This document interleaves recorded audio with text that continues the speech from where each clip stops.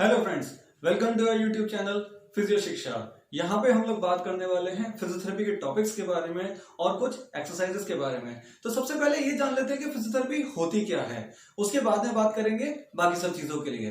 तो according to WCPT, that is world confederation for physical therapy, physical therapy इसलिए क्योंकि कुछ कंट्रीज के अंदर इसको फिजिकल थेरेपी बोला जाता है और कुछ कंट्रीज के अंदर इसको फिजियोथेरेपी बोला जाता है। सो WCPT states that physiotherapy is a service provided by a physiotherapist to an individual or population to develop, maintain or to restore the maximum movement and functional ability throughout the lifespan. The service is provided in a concern where the ability is threatened by aging, injury, disease, pain, disorder, condition or environmental factor, and with the understanding that movement is the center what is means to be healthy.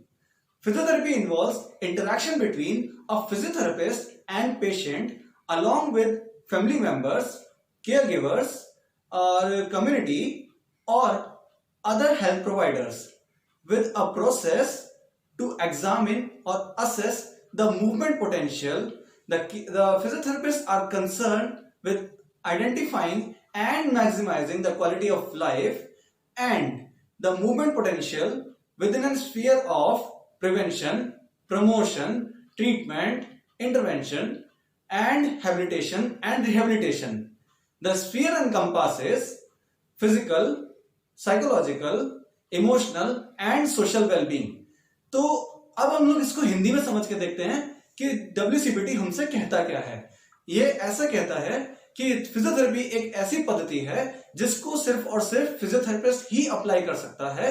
क्यों? क्योंकि physiotherapist ने ही अपनी studies और अपनी skills, या फिर ऐसा बोला जाए कि फिजियोथेरेपिस्ट के पास ही उसकी कुछ यूनिक स्किल्स होती हैं जिनको वो यूज करके किसी भी इंडिविजुअल को एग्जामिन कर सकता है और उनको यूज करके वो उसके लिए एक ट्रीटमेंट डिजाइन कर सकता है। तो अगर फिजियोथेरेपिस्ट इतना सारा काम कर रहा है तो फिर एक्चुअली में फिजियोथेरेपिस्ट होता कौन है। तो सबसे पहले ये जान लेते हैं कि एक फिजियोथेरेपिस्ट होता कौन है according to WCPT। So according to WCPT, a physiotherapist is an individual who operates as an independent practitioner as well as member of health service provider team who is subjected to the ethical principles of WCPT.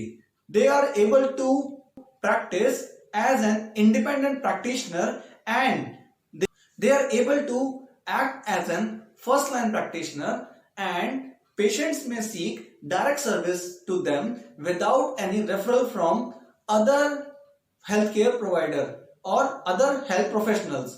इसको हिंदी में समझा जाए तो बात इतनी है कि आपको किसी भी हेल्थ प्रोफेशनल से इस चीज की परमिशन लेने की जरूरत नहीं है कि आप किसी फिजियोथेरेपिस्ट के पास जा सकते हो या नहीं जा सकते हो। अगर आपको नीड लगता है तो आप डायरेक्टली किसी भी फिजियोथेरेपिस्ट के पास में विजिट कर सकते हैं और वो आपको अपनी स्किल्स के थ्रू, अपने नॉलेज के थ्रू आपको ट्रीट कर सकता है।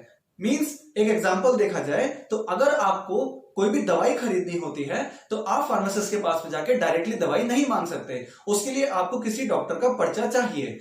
और साथ ही साथ दूसरा एग्जांपल कि अगर आप किसी रेडियोलॉजिस्ट के पास में जाते हैं किसी टेस्ट कराने के लिए, या फिर ऐसा बोला जाए कि आप किसी लेबोरेटरी के अंदर जाते हैं अपना ब्लड टेस्ट कराने के लिए, तो उससे पहले आपको डॉक्टर का पर्चा चाहिए होता है। अगर आपके पास में पर्चा नहीं है तो वो आपसे पर्चा मांगते हैं, मींस आपको किसी का प्रिस्क्रिप्शन चाहिए। लेकिन फिजियोथेरेपी लेने से पहले आपको किसी का भी प्रिस्क्रिप्शन नहीं चाहिए। तो चलिए बात हो गई फिजियोथेरेपिस्ट की, देखते हैं हिस्ट्री के बारे में। मींस फिजियोथेरेपी की हिस्ट्री क्या है। सो हिस्टोरियंस मींस इतिहासकार ऐसा कहते हैं, the physicians like Hippocrates and later Galen's were first to practice the physiotherapy to treat peoples in 460 BC by advocating manual therapy techniques, massage therapy techniques and hydrotherapy. Simple शब्दों में समझा जाए तो Hippocrates यानी कि वो जो हम लोगों को ग्रीस के कुछ लोग, और गेलेंस यानी कि जो हमारे पास में रोमन्स थे, जब वो 460 BC में थे तो उनके कुछ फिजिशियंस इसको प्रैक्टिस किया करते थे। Then the actual origin of physiotherapy as a professional group was documented by Per Henrik Ling, who is also known as father of Swedish gymnastic, Then in 1887, Sweden's National Board of Health and Welfare given PT as official registrations.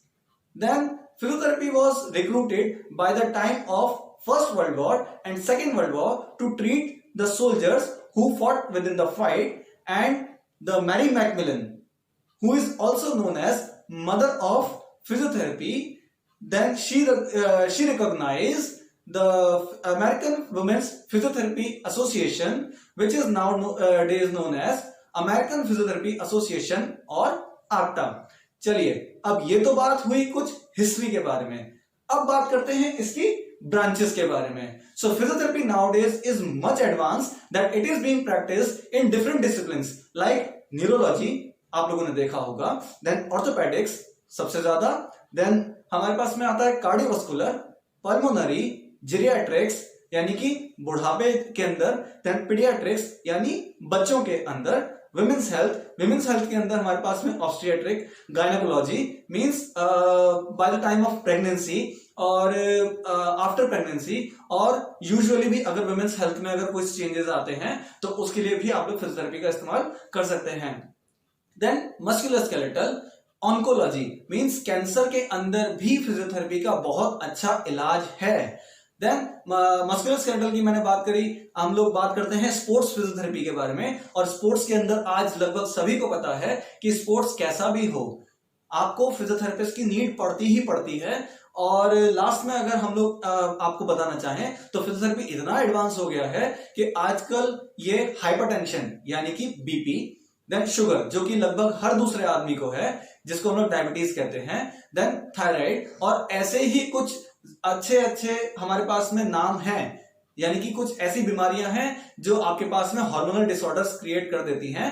उसके अंदर भी physiotherapy का बहुत अच्छा result निकल के आया है. और मैं आपको लास्ट में एक बात और बता दूं जाते जाते कि इवन एड्स के अंदर भी फिजियोथेरेपी का बहुत अच्छा ट्रीटमेंट है.